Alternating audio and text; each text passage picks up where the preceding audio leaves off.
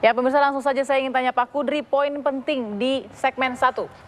Ya, saya kira Pak Prabowo ini berbicara dia berdasarkan realita. Sementara Pak Jokowi? Bahwa demokrasi sejak reformasi ini tentu ya jauh dari demokrasi yang secara ideal. Baik, saya harus kasih ke Pak Taufik dulu. Poin penting dari Pak Taufik? Saya melihat lebih berbeda ya. Pak Prabowo itu ya pasangannya berbicara sesuatu yang konseptual dan strategik. Oke. Sedangkan Pak Jokowi dan JK bicara operasional teknis. Baik. Sampai situ Bang Idrus? Ya, saya melihat begini, Pak Prabowo konsisten bahwa itu adalah di sini ada debat, berarti pendekatannya konseptual. Baik. Kalau Jokowi itu lagi. lebih sebagai sebuah layanan psikologis. Baik, kita lanjut, kita lihat lagi Bang Idrus. Seperti apa selanjutnya? Kita kembalikan ke Balai Sarbini. Untuk menceritakan atau menggambarkan kepada kita semua visi dan misi mereka perihal pembangunan demokrasi, pemerintahan yang bersih, dan penegakan hukum. Saya ingatkan kepada pemirsa yang ada di rumah, kami memang memberikan peraturan yang jelas bahwa jangan sampai ada tepuk tangan di saat ketika mereka sedang berbicara. Kenapa begitu? Karena ini untuk menghormati pemirsa yang di rumah, agar pemirsa yang di rumah bisa mendapatkan substansi yang sesungguhnya ingin disampaikan oleh kedua pasangan. Saya akan mulai segmen kedua.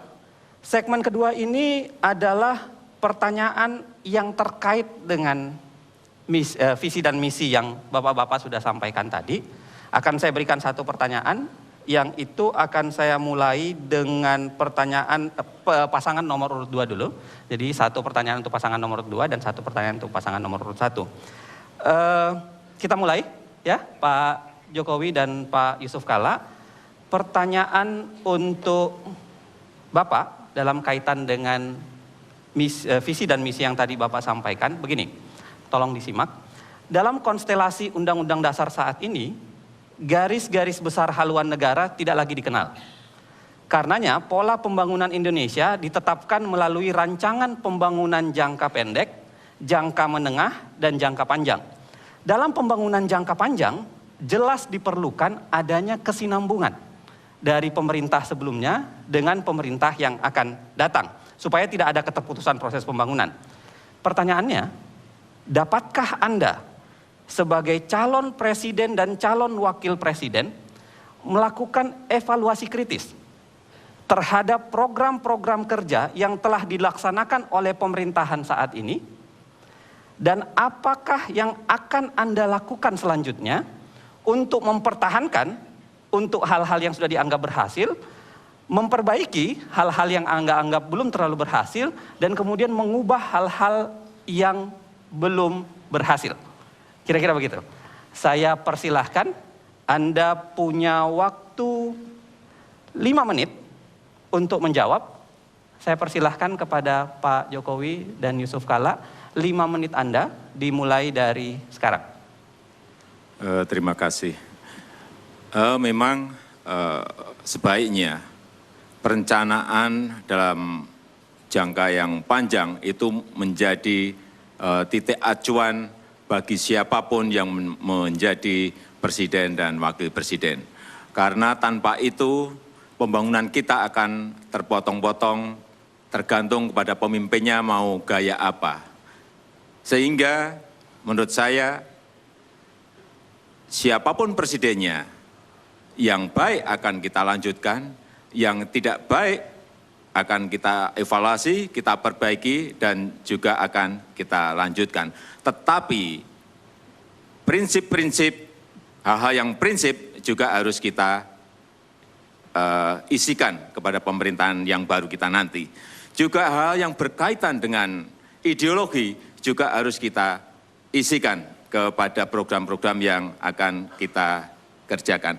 Artinya kita tidak ingin meninggalkan rencana jangka panjang, rencana jangka menengah yang sudah ada, karena itu adalah sebuah haluan, sebuah titik akhir yang nantinya akan dituju oleh bangsa dan negara ini. Tetapi hal-hal yang berkaitan dengan ideologi, hal-hal yang berkaitan dengan prinsip tetap akan kita masukkan ke dalam program-program pemerintahan baru kita. Untuk selanjutnya silakan Pak JK melanjutkan. Terima kasih Pak Jokowi. tentu kita harus melanjutkan, utamanya ialah target-target utama tujuan berbangsa ini. Dan prinsip-prinsip utama, melaksanakan pemerintah dengan demokratis, melaksanakan pemerintah yang bersifat otonomi, melaksanakan perintah yang memberikan kepercayaan kepada masyarakat, melaksanakan pemerintah yang taat hukum. Dalam hal-hal kebijakan yang menyangkut 5 tahunan, tentu pemerintah yang melaksanakan tugas itu mengevaluasi tiap 5 tahun program-program itu. Contohnya adalah pada dewasa ini, ekonomi kita merosot, defisit banyak, anggaran kita tidak berfungsi dengan betul, maka tentu produksi minyak kita semua turun. Karena itulah pemerintah yang akan datang harus memperbaiki kebijakan itu. Tanpa itu negara tidak bisa berkembang. Kalau pada dewasa ini, sebelumnya pertumbuhan kita 7%, sekarang menurun 5%, semua itu harus dikoreksi sehingga mencapai pertumbuhan yang lebih baik lagi. Efisiensi pemerintah yang tidak lebih mementingkan rutin dan tinggi yang tidak penting, itu harus reformasi. Karena itulah bagian kita untuk mencapai tujuan. Tanpa reformasi yang baik, begitu juga sistem pembinaan semangat kita, sehingga kita sebut revolusi mental, kadang harus dirubah. Baik sistem pendidikan, baik sistem semangat, bagaimana hukum, jangan banyak korupsi, harus tegas semuanya. Hal-hal itulah tugas pemerintah yang akan datang untuk melaksanakan, bahwa itu membutuhkan koreksi, harus. Karena pemerintah dibentuk untuk membuat perubahan. Tanpa pemerintah yang buat perubahan, bukan pemerintah yang baik untuk mencapai tujuan itu. Namun prinsip pokok tetap dijaga. Prinsip pokok tujuan, prinsip pokok asas-asasi, prinsip pelaksanaan hukum, prinsip pokok bagaimana berotonomi, memberikan kewenangan yang baik kepada daerah, karena daerah lah yang harus memutuskan itu. Bagaimana desa harus dibangun yang baik, karena desalah yang menjadi sumber dana kita semua. Bagaimana usaha kecil harus diberikan keutamaan, karena usaha kecil lah menjadi inti dari pokok permasalahan kesejahteraan rakyat ini. Tanpa itu semua, maka kita tidak bisa mencapai pemerintah yang bersih. Bagaimana efektifnya? Pemerintah yang bersih adalah pemberian efektif. Bukan pemerintah yang hanya besar, yang hanya gagah, tapi pemerintah efektif, melayani secepat-cepatnya. Seperti dikatakan tadi Pak Jokowi. Sistem pemerintahan apa yang lebih baik? Sistem pemerintahan yang transparan, yang terbuka, yang rakyatnya mengetahui itu. Itulah asas hubungannya antara demokrasi yang baik, pemerintahan yang baik, yang efektif, dan juga tata hukum yang baik. Mudah-mudahan itu dapat kita laksanakan. Itulah asas kita. Nah. Masih mau ditambahkan? Bapak masih punya waktu sekitar 41 menit. Silahkan kalau masih mau ditambahkan, Pak Jokowi. Dan menurut kami yang paling penting itu, memang perencanaan itu penting. Rencana itu penting, tetapi yang lebih penting bagaimana melaksanakannya. Bagaimana mengeksekusinya, bagaimana memutuskannya, dan bagaimana manajemen pengawasan itu bisa kita lakukan dari detik ke detik, dari hari ke hari, dari minggu ke minggu, dan dari bulan ke bulan. Terus kita lakukan manajemen pengawasan. Yang paling penting menurut saya di negara kita ini, yang paling lemah ada di manajemen pengawasan. Baik, terima kasih Pak Jokowi. Itulah tadi jawaban dari pasangan nomor urut 2, Pak Jokowi dan Yusuf Kalla. Sekarang kita akan menuju ke pasangan nomor urut 1, Pak Prabowo dan Pak Hatta Rajasa. Pak Prabowo dan Pak Hatta Rajasa, tadi kami mendengarkan begitu banyak visi dan misi yang Anda ingin sampaikan. Tapi begini, sayangnya Indonesia masih dipersepsikan sebagai negara yang memiliki tingkat korupsi yang tinggi, sebagaimana pandangan tergambar dari berbagai angka survei. Indonesia juga dilihat sebagai negara yang masih memiliki kinerja pemerintahan yang belum baik, kalau kita lihat dari indeks efisiensi dan efektivitas pemerintahan. Yang memprihatinkan, Indonesia dilihat belum dapat melakukan perlindungan hak asasi manusia secara baik. Sebagai negara hukum, Indonesia masih dianggap belum mampu melakukan penegakan hukum secara adil, karena penegakan hukum Indonesia cenderung dianggap tajam ke bawah, namun tumpul ke atas. Lagi pula, masih banyak juga mafia peradilan di dalamnya. Pertanyaannya begini, Pak Prabowo dan Pak Hatta, apa agenda khusus? Yang lebih detail, apa agenda khusus yang akan Anda lakukan untuk memperbaiki keadaan ini? silahkan yakinkan rakyat Indonesia bahwa Anda orang yang tepat sebagai pendorong efektivitas dan efisiensi pemerintahan, pendukung kuat pemberantasan korupsi, pendorong penegakan hukum yang adil, serta pelindung kuat atas hak-hak asasi manusia. Saya persilahkan, Anda punya waktu 5 menit dari sekarang. Baik, terima kasih. Memang kita rasakan inilah kelemahan-kelemahan bangsa kita sekarang. Korupsi, kinerja pemerintah yang kurang maksimal, dan keadilan hanya kepada yang kuat, kepada yang kaya, ini kita rasakan. Tetapi ini semua menurut kami, ini adalah suatu akibat dari kebocoran kekayaan nasional yang besar. Dengan kebocoran yang besar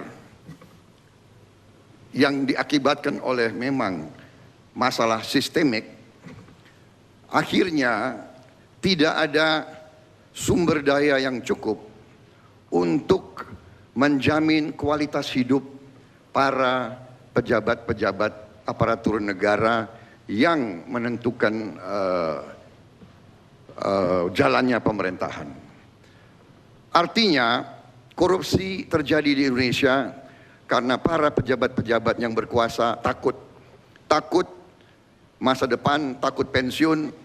Gaji bupati umpamanya adalah sekitar 6-7 juta rupiah, padahal dia kampanye, dia ikut pilkada langsung, dia habis 15 miliar, ya kan? Demikian di mana-mana. Akibatnya dia akan ambil dari APBD. Sama, menteri-menteri juga begitu. Menteri kalau tidak salah mungkin gajinya sekarang sekitar 18 juta rupiah. Padahal tanggung jawab yang dikelola sangat besar. Karena kualitas hidup, rasa ketakutan ini, dan juga dengan sistem demokrasi kita. Sistem demokrasi kita yang begitu liberal, mewajibkan setiap pemimpin politik untuk harus cari uang untuk melaksanakan kampanye politik. Dengan demikian, dia akan mengandalkan kader-kader dia di DPR dan di departemen-departemen.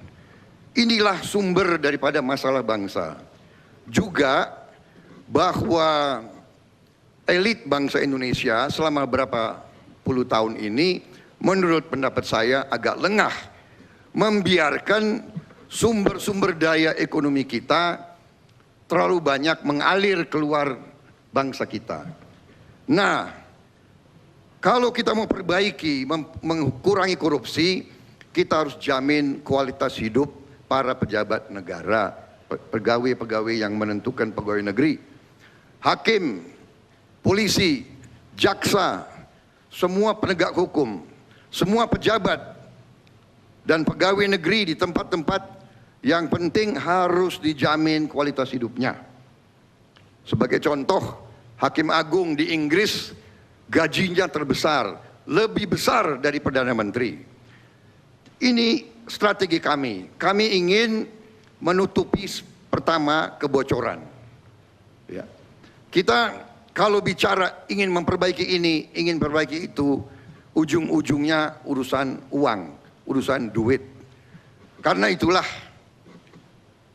penegak-penegak hukum harus ditingkatkan kemampuan manajerial, kemampuan teknisnya, pendidikan, ini harus diperbaiki. Ini semua butuh investasi dana yang besar. Kemudian rekrutmen, saya sependapat dengan Pak Joko Widodo dan Pak Yusuf Kalla. Kita harus rekrut orang-orang terbaik dengan sistem yang terbuka, transparansi, penggunaan teknologi informatika yang terbaru. Saya sangat sependapat, e-government, sebanyak mungkin kita menggunakan teknologi modern, kita bisa kurangi kebocoran-kebocoran itu. Dengan kita mengurangi kebocoran, kita punya dana, kita perbaiki kualitas hidup, baru kita hasilkan suatu pemerintahan yang bersih, yang bebas dari korupsi, yang berkinerja tinggi, yang melayani rakyat dan melindungi hak-hak rakyatnya. Saya kira itu. Masih ada waktu 31 Ya, saya detik, ingin silahkan. menambahkan, kita harus agresif di dalam pencegahan dan pemberantasan korupsi. Oleh sebab itu strategi kita harus jelas, perkuat KPK. KPK memiliki 5 tugas pokok. 2 tugas pokok utama saya kira sudah tepat, dan 8 kebijakan yang diterapkan KPK harus kita dukung. Yang pertama adalah pencegahan, ini membangun sistem building yang baik. Yang kedua monitor, sehingga seluruh institusi-institusi harus dapat dipertanggungjawabkan seluruh kinerjanya. Waktu selesai saya kira. Terima kasih Pak Terima kasih. Prabowo dan Pak Hatta.